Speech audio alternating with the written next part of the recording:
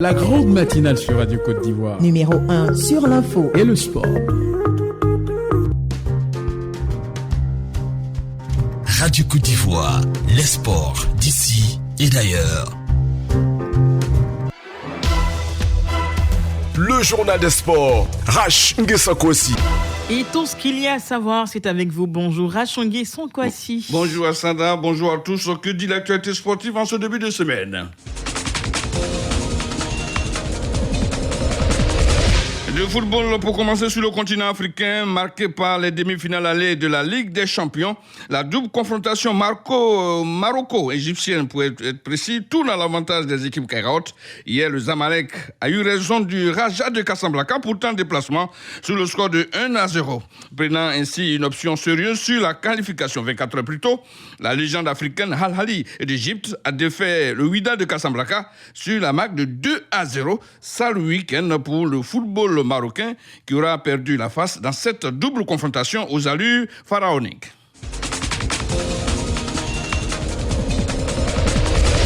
En Europe, les différents championnats auront retenu l'attention des sportifs, notamment en Espagne où le Real et le Barça ont marqué le pas. Les deux géants ont perdu respectivement leur match, cédant ainsi le fauteuil de leader au surprenant Real Sociedad, parti vaincre Betis Séville sur la marque de 3-0. La Liga observait ce week-end sa 6e étape d'un périple qui est loin de délivrer ses secrets. En Angleterre, tout aussi surprenant, le parcours de Everton, quoique tenu en échec par le champion en titre Liverpool 2-2, garde la tête du peloton à la clôture de la 5e journée. L'on retiendra le 3-3 époustouflant entre Tottenham et West Ham. Les Spurs menaient 3-0 à la pause. West Ham a eu sa période, la seconde précisément, avec un 3-0. Au final, 3-3, frustrant quand même pour les poulains de Mourinho. En France, le choc des nordistes se transforme en démonstration. Lille étrie Lens sur le score de 4-0. Ce succès permet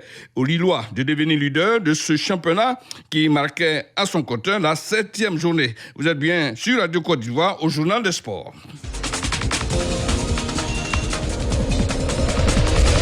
En rugby, deuxième match test du côté de l'hémisphère sud. Les All Blacks de la Nouvelle-Zélande dominent l'Australie 27-7. Loin de ce très serré premier match test soldé par la marque de 24-24. C'était le week-end dernier. Toujours en rugby chez nous, l'Institut national de la jeunesse et des sports a marqué et abrité ce week-end l'Assemblée générale extraordinaire de la Fédération ivoirienne de rugby. Un seul point à l'ordre du jour, l'élection des commissaires aux comptes. Au terme donc du vote opposant 2 candidats suite au retrait d'un troisième, c'est finalement la personne de Eric Ora qui aura retenu le choix des responsables de ligue.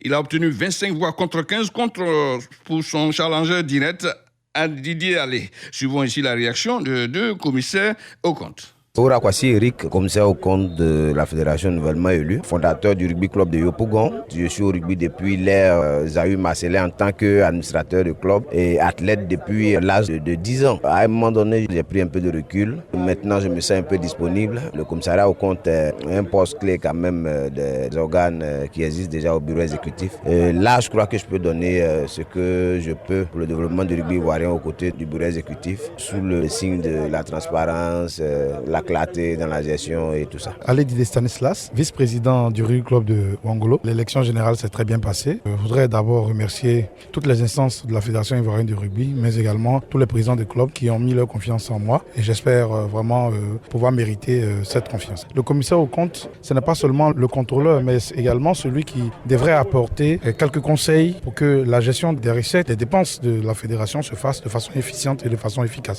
Adassa, je vous laisse aller à l'essai. Je m'arrête là à 6h15. On se retrouve pour un autre développement de l'actualité sportive. Merci beaucoup, Rachongé Sonkwasi. On vous retrouvera à 6h15 avec le même plaisir.